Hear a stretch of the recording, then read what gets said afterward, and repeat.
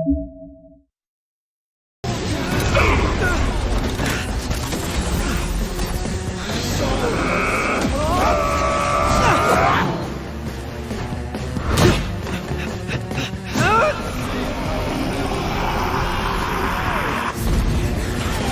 a killer track. But every song's gotta end.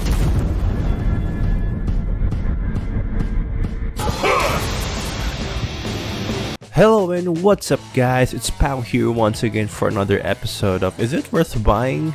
And for today, we're gonna be taking a closer look at Tango Gameworks Hi-Fi Rush.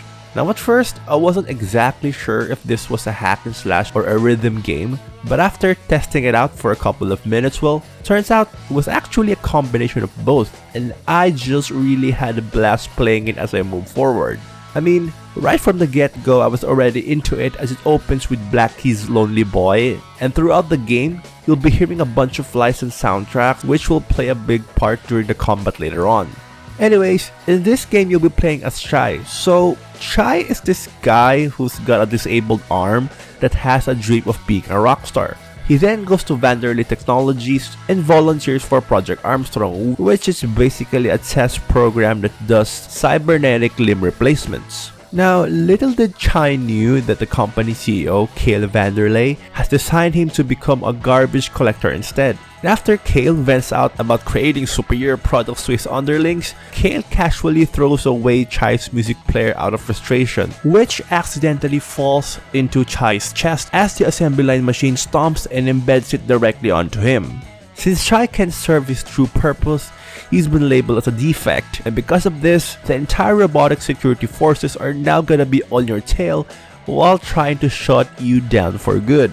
Because of the music player Iron Man thing that happened to Chai earlier, it caused him to feel musically synced with his surroundings, which suggests that everything around him moves in the same beat as the one he's hearing, and this includes the attacking pattern of the enemies. Armed with a metallic guitar made from scraps, you'll be using the game's soundtrack as a beat guide to do combos and such. And although it's not necessary to always attack on rhythm as you can just hack and slash freely, pressing the right button at the right time will give you a higher damage output and allows you to hit devastating blows at the end of each combo. So make sure to turn up the volume whenever you're engaging into battles. Now speaking of combos, there's a bunch of combos that you can purchase in the store using gears as well as other in-game and permanent upgrades. And what I also love about this game is that you can actually call your friends out like Macaron and Peppermint to assist you against much stronger enemies.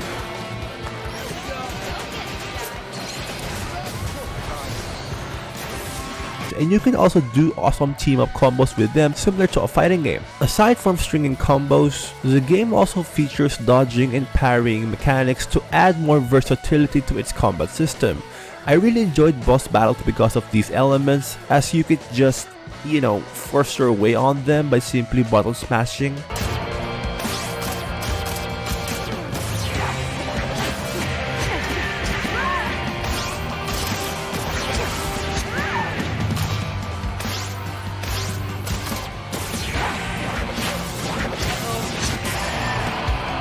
And in terms of the difficulty curve, the pacing is not that dragging as it keeps introducing new stuff or providing hints whenever you enter a new level. Anyways, Hi-Fi Rush doesn't only live up to its rhythm-based action game shtick, as it also got some puzzle platformer elements onto it. During times when you're not smashing robots, you'll be jumping on shifting platforms or crossing huge gaps as you get items along the way. And just like in combat, you can also call your friends to help you out in clearing obstacles. On top of that, there are also some fun mini-games in store for you as you climb the stages, like this zipline mini-game where you have to constantly avoid obstacles, and there's the mini-rhythm game whenever you destroy certain important objects.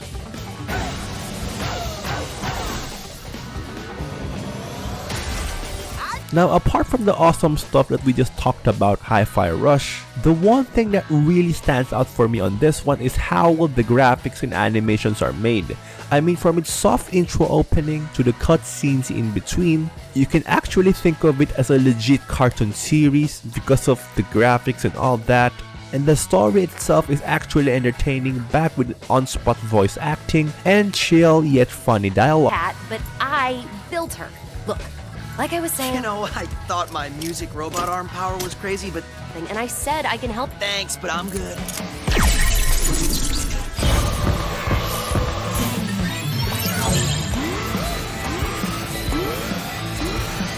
The vibrant and colorful rendering of its 3D environment made the dystopian cyberpunk world of Hi-Fi Rush visually enticing to dive into, and the attacking animations are also something to behold, to say the least. For its current price that nearly cost $30, Hi-Fi Rush is definitely worth buying in my view for an entire game that could be finished around between 10 to 12 hours with some additional content once you're done with the main narrative. As its name suggests, it's one of those action games that gives you true adrenaline rush with all the stuff that it offers on the table. And in case you're done with it, you can simply press the replay button and just button smash your way through the top once again as you aim to top your previous high score. There you have it, guys. That's another episode of Is It Worth Buying, and on behalf of Eep's Hideout, my name is Pao, and see you around.